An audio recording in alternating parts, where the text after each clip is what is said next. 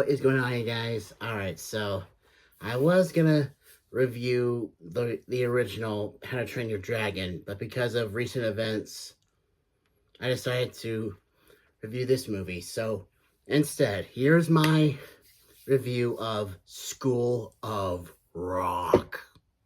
Let's get right into it. So the story goes, Dewey Finn gets kicked out of his band and begins to impersonate his friend Ned Schneebly, who's a substitute teacher, and he uses Ned's identity to be the substitute for this class of preteens that are like 10 or 11 or whatever, and he doesn't know what the hell he's doing. Literally, his first day, he's just like, oh, do whatever you want, I don't care. And he was really just gonna use his entire time there, just sitting at the desk, doing nothing. And once he learns that the kids can play instruments, he decides that he's gonna use them to play in Battle of the Bands to get some money to pay his roommate back a whole bunch of money that he owes him. But then it's a classic liar revealed, the truth comes out, and everyone hates him, and he like mopes and dopes. Oh, I can't believe it, I'm a loser. And then the kids show up the day of the gig with a school bus, which is so rock and roll. Grab Dewey, they go to the venue, they perform a song written by Zach, the lead guitarist, and they put on a rockin' show. But weirdly enough, for a kids movie, they actually did something not a lot of kids movies do, especially back then in the 2000s. They didn't win. They did, however, win over the crowd. So there's that. And even the parents were in the audience, like, cheering them on, School of Rock, School of Rock. So where the kids came out and they did an encore. And it's AC/DC's It's a Long Way to the Top If You Want to Rock and Roll. And the movie ends with them in Dewey's apartment jamming to the song.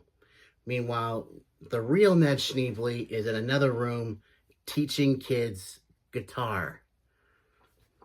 Because they turned their apartment into after school program for teaching kids music. It's kind of bonkers, but I freaking love it. Alright, so I have a few things to say about Jack Black. A lot of people in the past 10 years have been telling me that I look like him.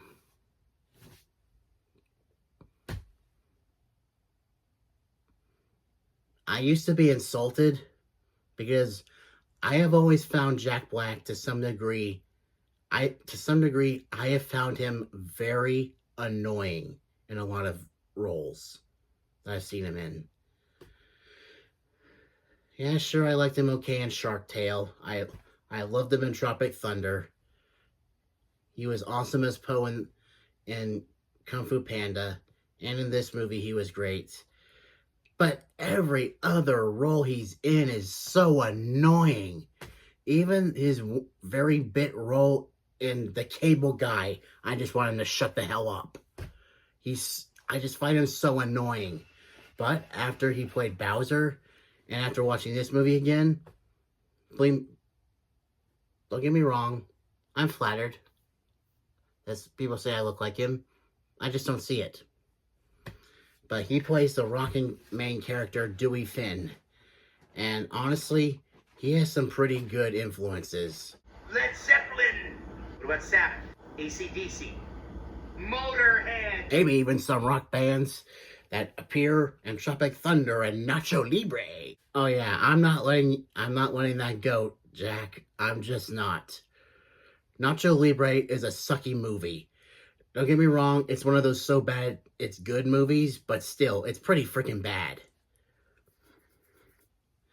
And casting Jack Black as your main man is always a gamble. Ned is a absolute pushover. He has a girlfriend that is the main antagonist, if you will, played by Sarah Silverman. Don't worry, I'm getting to it. She's the biggest stick in the mud in the entire movie, and Ned is a pushover that doesn't do anything about it, and just people like Ned drive me up the wall. Then there's this girl named Summer. Summer. As class factotum. Megan. Alright, I'm not going to waste a lot of time talking about her, but yes, that is Miranda Cosgrove, and this is around the time before she was on Drake and Josh. And still to this day, whenever I see her that young, I can't help but think of Megan. But yeah, she actually does very well in this role. Like, she honestly delivers lines like she honestly believes it. Like, when she confronts Dewey about giving her the role of a groupie, she's like, I research groupies. They're sluts. They sleep with a band.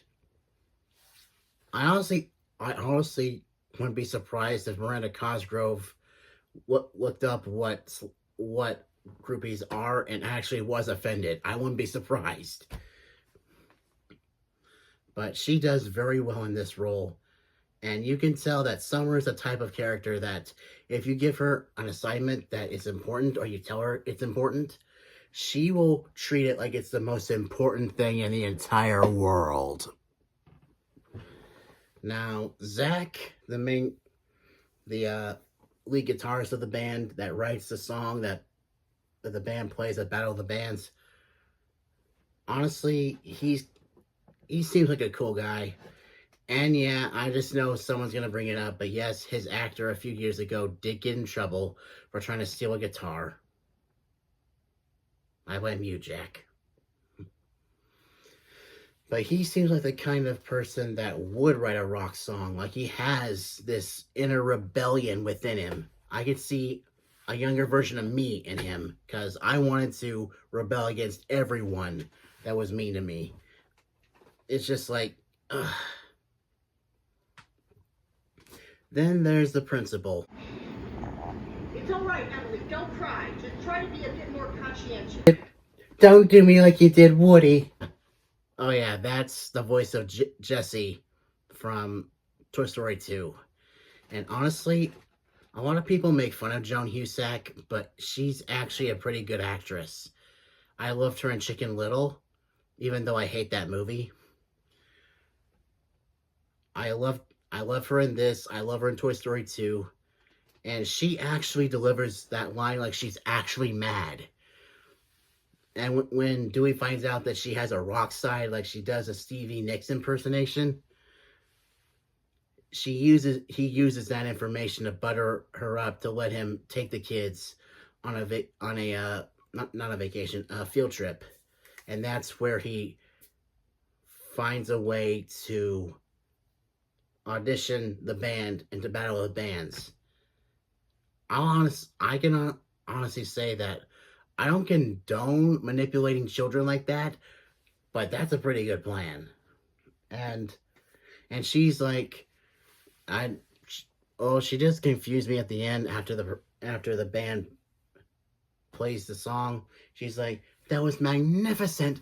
Hugs him. That was the most amazing rock song, the most amazing rock show I've ever been to. And he's like, are you mad? Mad? I'm furious, but that was awesome. Honestly, I was both confused and laughing my ass off at that scene. I honestly just couldn't help it. But yeah, this movie's got some pretty interesting characters.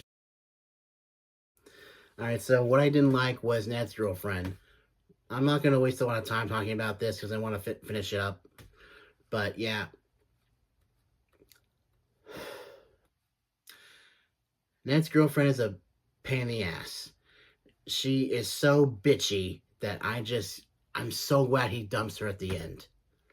And another thing I don't like is, well, this movie can be timeless, but... Come on. What? You, shortstop. Puff Daddy. well, that aged perfectly. There's a few moments that are a bit dated in this movie. But overall, it's a great trip down memory lane. Because I love this movie.